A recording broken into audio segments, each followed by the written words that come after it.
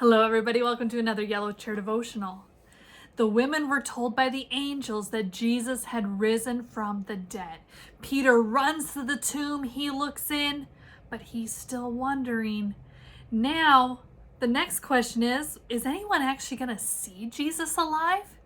People are going, well, we've been told he's alive, but where's more proof, right? They're wondering, is he really alive? Well, Jesus is going to appear to two friends today. They are traveling and Jesus joins them and they don't realize it's Jesus. And here's a point that I want us to recognize here. It says in what we're going to read today that they were stopped from recognizing or understanding that it was Jesus walking with them. All right, so think about all the times maybe in the Bible when God appeared to different people and they didn't recognize him. All right, so that's the power that God has. They met Jesus, they had looked at him and talked with him, and they're going to hear him talk, but they didn't understand that it was him. This isn't because Jesus all of a sudden looked like a different person or had a different voice now that he's been raised from the grave. It doesn't mean that he's all different and these friends didn't recognize him. It means that God in his power kept them from recognizing who it was. And we're going to see why in our lesson. So join me in Luke 24. We're picking up where we left off yesterday. We're going to be on verse 13, Luke 24:13. We're going to break this story over 2 days because there's so much that we can learn and be encouraged about here. So Luke 24:13 says, that same day. Okay, so what do you mean that same day? The same day that the women went to the tomb and saw the angels, and that same day that the women went and told the 11 disciples and the other followers, the same day that Peter ran to the tomb, we're still in the same day.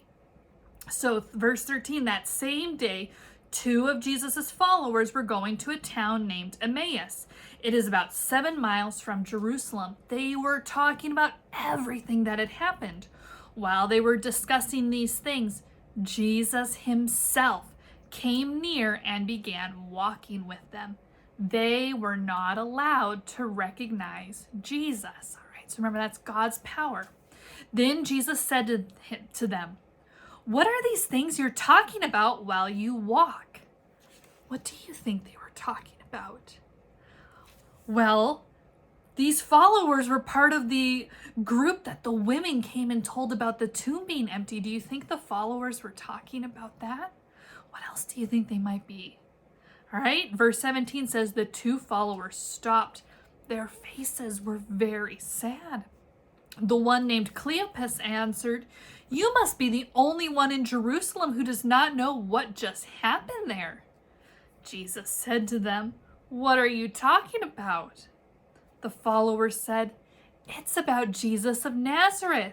He was a prophet from God to all the people. He said and did many powerful things. Our leaders and the leading priests gave him up to be judged and killed. They nailed him to a cross. But we were hoping that he would free the Jews. It is now the 3rd day since this happened. And today some women among us told us some amazing things. Early this morning they went to the tomb, but they did not find his body there. They came and told us that they'd seen a vision of angels. The angels said that Jesus was alive. So some of our group went to the tomb too. They found it just as the women said, but they did not see Jesus. Do you think Jesus maybe was laughing on the inside hearing them talk about this, where they go, but they did not see Jesus? And he's going, I'm Jesus. He's got something in store for them. He's got something in store for them. But also think about this. It said back in verse 17 that their faces were very sad. Well, they just explained to Jesus a couple verses later that they think that Jesus is alive. Excuse me. Why would their faces be sad if they still believe or think or maybe hope that Jesus is alive? Is there a clue in what we read that might help us understand why they were sad? Well, let's look again at verse 21. These men say, "We were hoping that he would free the Jews." What does that mean?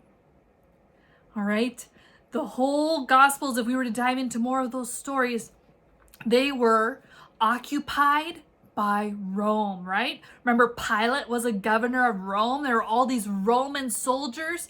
So Rome had taken over their land, their area, their country. And they're going, "We were hoping that he would save the Jews." They were hoping that Jesus was going to defeat the Romans. Well, did Jesus defeat something way bigger than the Romans? What did Jesus defeat when he died at the cross? He defeated the enemy. He defeated sin and death and sadness forever and ever and ever. He defeated the serpent. But these followers, they didn't understand. They wanted Jesus to defeat the Romans. And because Jesus didn't do that, did it matter then? Well, if Jesus was alive, big whoop, is he going to defeat the Romans now that he's raised from the dead? They're confused. Jesus isn't who they thought he was. They don't understand. Do you ever read the Bible and get confused? I do. There's a lot of stuff in there that can be confusing, and what we're going to see tomorrow is that Jesus is going to explain it to them. Jesus always wants to help us understand. He doesn't want us to live in confusion. Think about the psalm. Maybe you've learned the memory verse, right? "My word is a light unto your feet." Right? A lamp and a light helps us understand that the Bible gives us light. And so when we think about Jesus is going to help them understand, and it's a very cool way. So Jesus did something way more amazing than just defeating the Romans. But they were disappointed. They couldn't see, right? They were prevented from recognizing Jesus. Sometimes there's things that happen in our lives where we don't understand what God is up to. Have you ever had that moment? Something happens in your life and you don't understand. There will be times when we feel totally disappointed. Everything feels like it's gone wrong. And maybe in that moment, we'll forget that Jesus rose from the dead. We'll forget that Jesus won.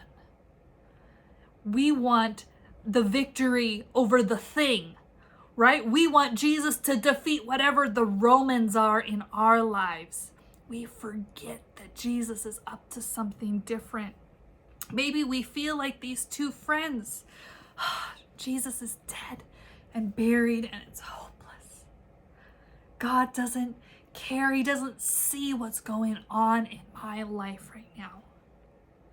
How would it change you or help you feel better to remember that Jesus is always walking alongside you, alive, ruling, powerful, victorious over Satan, victorious over everything? And sometimes we don't even recognize that Jesus is walking with us. During every tough moment that you encounter, times when you're confused and you don't feel like God's doing anything about it, we go, "Man, I'm going to have faith. I'm going to believe that Jesus is walking with me right now. He's up to something. I just can't even recognize it. I can't even see it right now." But we can be encouraged by that. Sometimes we get to be a little confused for a reason, because Jesus wants to show us so much more. All right, so you've got to come back tomorrow and we're going to see how Jesus helps these two friends, how he reveals and helps them get excited about who he is. All right, so let's say a prayer and wrap up. Dear Jesus, there are going to be times when we don't feel like you're with us. We're confused about what's going on. May we just remember that you are always walking alongside us. Sometimes we get really focused on the Romans in our life. And we forget that you're up to something bigger and better. And so may we continue to trust in you. We thank you so much for your love. In your name, amen. All right.